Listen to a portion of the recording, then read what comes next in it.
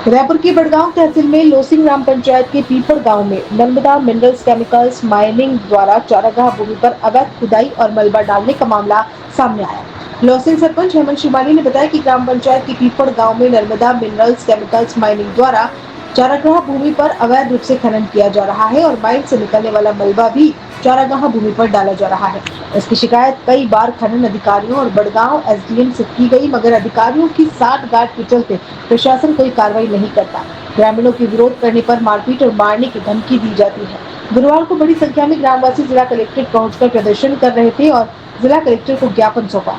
इसकी न्यायिक जांच एसडीएम बड़गांव के अलावा अन्य किसी अधिकारी से जांच कराने की मांग की गई है।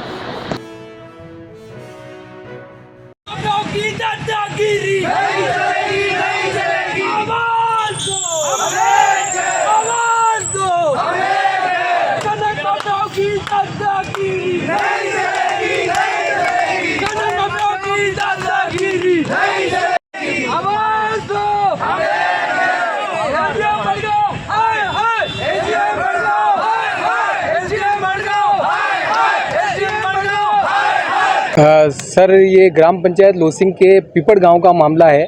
वहाँ एक खनन माफिया सक्रिय हैं और वो उसकी खनन की लीज अभी उसने नई ली है 2-3 साल पहले।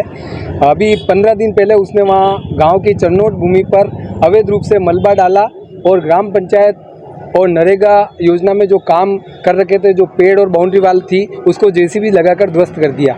उस समय ग्रामीणों ने जिला कलेक्टर महोदय, एसडीएम महोदय और तहसीलदार महोदय को ज्ञापन देकर कार्रवाई करने की मांग की, पर एसडीएम बड़गांव और तहसीलदार बड़गांव ने खनन माफियाओं के साथ संलिप्तता के चलते किसी तरह की कोई कार्रवाई नहीं की। 9 तारीख को पुनः वो खनन माफिया उस जगह पर आया और पुनः जेसीबी लगाकर गिराने लगा। गाँव के 3-4 लोग जो यहाँ मेरे साथ मौजूद है, वो लोग उनको रोकने गए। उस समय उस खनन माफिया ने ये कहा कि यहाँ एक एक करके कोई आया तो जान से मार देंगे। उसी दिन मैं कहीं बाहर था, ग्रामीण गोगुंदा थाने में गए और उसकी रिपोर्ट दर्ज कराई।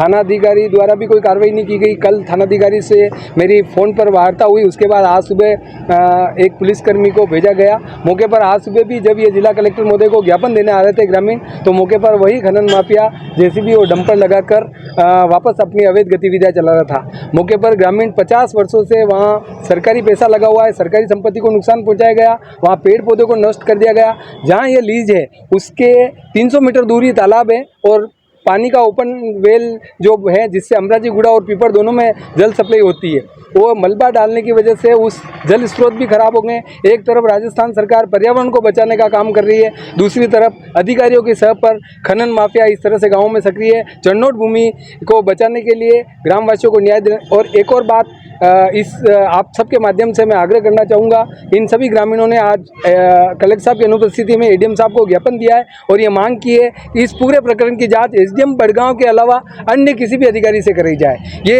एक सबसे बड़ा इशू है कि जब जनप्रतिनिधि या गांव के नागरिक एसडीएम बड़गांव पर विश्वास नहीं कर रहे हैं, तो ये आप चैनल के माध्यम से मैं आप सब से सरकार तक ये मांग पहुँचाना चाहता हूँ कि जनता को न्याय देने के लिए जब आरएस लेवल के अधिकारी पर भी जनता विश्वास नहीं करेगी तो किस पर विश्वास करेगी। खनन माफिया क्या नाम? नर्मदा मिनरल्स करके कोई है और नाम तो मुझे पता नहीं, कोई उपाध्याय जी हैं नर्मदा मिनरल्स के। उनके मैनेजर रंजीत शर्मा और वो उपाध्याय जी ने इनको फोन पर ग्रामीणों को हमारे साथ मौजूद है, इनको जान से मारने की धमकी भी दी।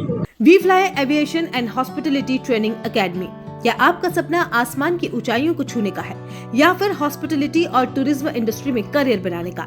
आपका सपना साकार होगा we fly aviation and hospitality training academy में।